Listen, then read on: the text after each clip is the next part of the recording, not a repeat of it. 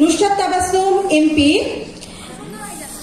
তিনি জাতীয় নারী শক্তির মুখ্য সংগঠক এবং তার সবচেয়ে বড় পরিচয় তিনি জুলাইয়ের সেই অগ্নিঝরা দিনগুলোতে কিন্তু সামনের সারিতে থেকে নারীদের প্রতিনিধিত্ব করে সেখানে তিনি নেতৃত্ব দিয়েছেন।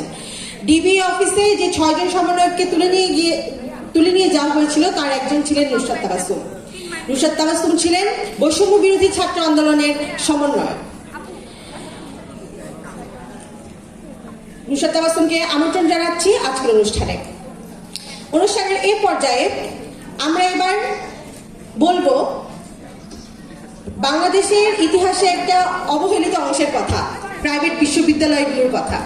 আপনারা জানেন যে জুলাই 17 তারিখ আবু সাইদের বুকে যখন গুলি চালানো হলো তখন কিন্তু ঢাকা বিশ্ববিদ্যালয় সহ সারা দেশের পাবলিক বিশ্ববিদ্যালয়ের হলগুলো থেকে শিক্ষার্থীদেরকে বের করে দেওয়া হচ্ছিল। তারা ভাবছিল, সরকার ভেবেছিল যদি কোটা আন্দোলনকে প্রতিহত করা যায় তাহলে হয়তো এই আন্দোলন থেমে যাবে।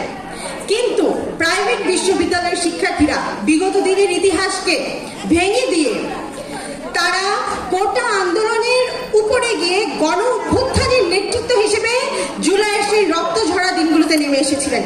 তারা নেতৃত্ব দিয়েছিলেন গণ অভ্যুত্থানকে। আমরা বাংলাদেশের সকল প্রাইভেট বিশ্ববিদ্যালয়ের শিক্ষার্থীদেরকে স্মরণ করব, তারা কোটা আন্দোলন নয় বরং তারা বাংলাদেশের